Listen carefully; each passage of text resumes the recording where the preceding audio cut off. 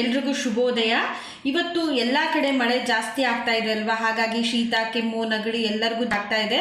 ಇವಾಗ home remedy ಆಗಿ ನಾನು ಅದಕ್ಕೆ ಏನು ಮಾಡಬೇಕು, ಶೀತ ಕೆಮ್ಮಿಗೆ ಏನು ಮಾಡಬೇಕು ಅಂತ ಹೋಮ್ ರೆಮಿಡಿ ತೋರಿಸ್ತಾ ಇದ್ದೀನಿ.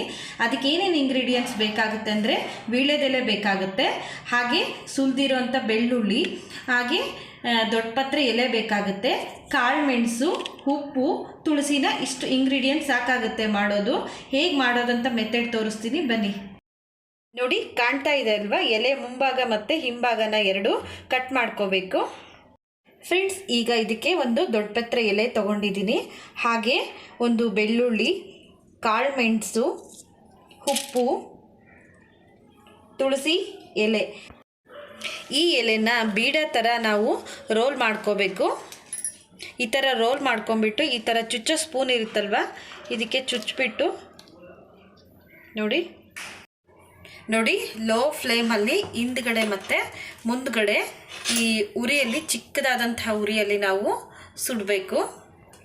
ನೋಡಿ, ಈ ಥರ ಸುಟ್ಟಿದೆ. ಇಷ್ಟೇ ಸುಟ್ಟರೆ ಸಾಕಾಗುತ್ತೆ. ಇನ್ನೂ ಜಾಸ್ತಿ ಅದು ಸುಡ್ತಾ ಇದ್ದರೆ ಕರ್ರಗಾಗ್ಬಿಡುತ್ತೆ, ತಿನ್ನಲಿಕ್ಕೆ ಆಗಲ್ಲ. ಇದನ್ನು ನಾವು ಚೆನ್ನಾಗಿ ಜಗಿದು ರಸ ತಗೋಬೇಕು. ಪ್ರತಿದಿನ ಇದನ್ನು 2 ಟೈಮ್ ತಗೊಳ್ತಾ ಬಂದರೆ ವಾರದಲ್ಲಿ ನಮಗೆ ಶೀತ ಕೆಮ್ಮು ನೆಗಡಿ ಎಲ್ಲ ಕಡಿಮೆ ಆಗುತ್ತೆ.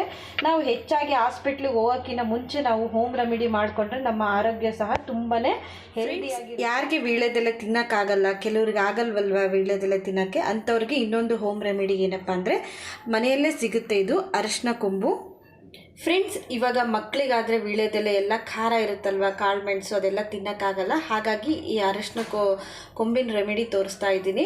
ನೋಡಿ, ಇದು ಅರಿಶಿನ ಕೊಂಬನ್ನ ನಾವು ತೊಗೊಂಡ್ಬಿಟ್ಟು ಗ್ಯಾಸಲ್ಲಿ 2 ಕಡೆ ಸುಡಬೇಕು, ಚೆನ್ನಾಗಿ ಸುಡಬೇಕು. ಇದು ಈ ಥರ ಸುಡ್ತಾ ಇದೆ, ತುಂಬ ಕಪ್ಪಾಗೋದೆಲ್ಲ ಬೇಡ. ಇದನ್ನು ತೊಗೊಂಡ್ಬಿಟ್ಟು ನಾವು ಈ ಹೊಗೆನ ಈ ಥರ ತೊಗೊಳೋದ್ರಿಂದ ಮಕ್ಕಳಿಗೆ ಬೇಗನೆ ಶೀತ ಕೆಮ್ಮು ಕಡಿಮೆ ಆಗುತ್ತೆ. ಫ್ರೆಂಡ್ಸ್, ಈ ವಿಡಿಯೋ ಇಷ್ಟ ಆದಲ್ಲಿ ಪ್ಲೀಸ್ ನಮ್ಮ ಚಾನಲ್ನ ಸಬ್ಸ್ಕ್ರೈಬ್ ಮಾಡಿ, ಹಾಗೆ ಪಕ್ಕದಲ್ಲೇ ಕಾಣುವ ಬೆಲ್ ಐಕನ್ನ ಪ್ರೆಸ್ ಮಾಡಿ. ಥ್ಯಾಂಕ್